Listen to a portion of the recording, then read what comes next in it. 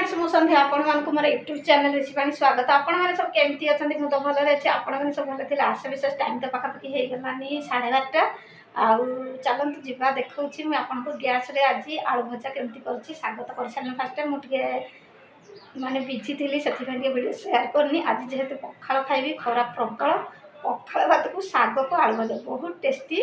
आउ चलतु खाइबा ता पूर्व कहि दोछि केमती भजा प्रोसेसिंग आपन को शेयर करछि। हां ता पूर्व कहि दोछि चैनल जब न आते please like comment share subscribe कर दे। भल पाले सपोर्ट करबे। आपन मन निहाती मते भल पाउछन्ती सपोर्ट करछन्ती। आपन मानकर भल पाए सपोर्ट म पाइ सब किछि आपन मान जदि भल पाइ न थांते म आगो को जाई पाइ न थांते। आपन मानकर भल पाइबा पय घर को बढ़ी पारछि। चलतु देखिबा भजा केमती प्रोसेसिंग होछ आपन को शेयर करबी। कंद संग माने गैस रे प्रथम थर पई आलू भजा होछि।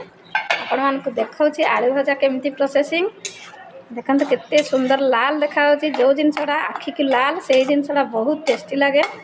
देखते आलू भजा प्रोसेसिंग मोर फेवरेट हूँ आलू भजा पखाल भात सहित आलू भजा केमती है प्लीज टे कमेंट रे निहाती जनइबे। बढ़िया से फुटुची तो निहाती देखु मेरा बारंडा मुझे शेयर कर बस आलू भजा को ढांकी देवी जेहेतु टे सीझ समय निहाती दरकार। चलतु जा बाहर आड़े आजिकल प्रबल खरा बाहर मैंने मुझे गेट आड़े आसी आज प्रबल खरा गेट आड़े देखु आज तो आंच लगा है बापा साइकेल अच्छी आ सब लिपा पोछा रखाई देखु केमती देखु फ्रेंड्स मु तो आलू भजा तैयारी करी। देखो आज इच्छा है बहुत पखाल खाइबू पखाल ये आलू भजा के सुंदर लाल लाल होती ये हूँ बामुंडिया शाग आ ये हूँ आचार केमती है खाइबा प्लीज संग निहाती जनइबे। चलतु डेरी नक खरा दिन पखाल खाइबार मजा अलग।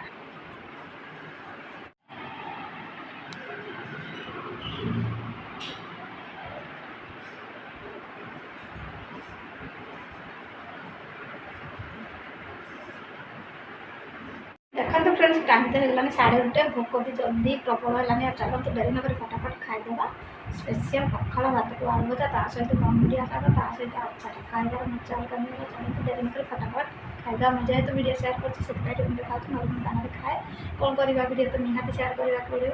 आ छुआ मैंने तो कहीं वीडियो मैंने मोबाइल कहीं कैमेरा धर दूना निजे ही सब कर बहुत कष्ट कर देखते जापर। आ खरा दिन पखाल भातर मजा अलग निरा आ डेरी नक फटाफट खाइदा खाई सारी कथा।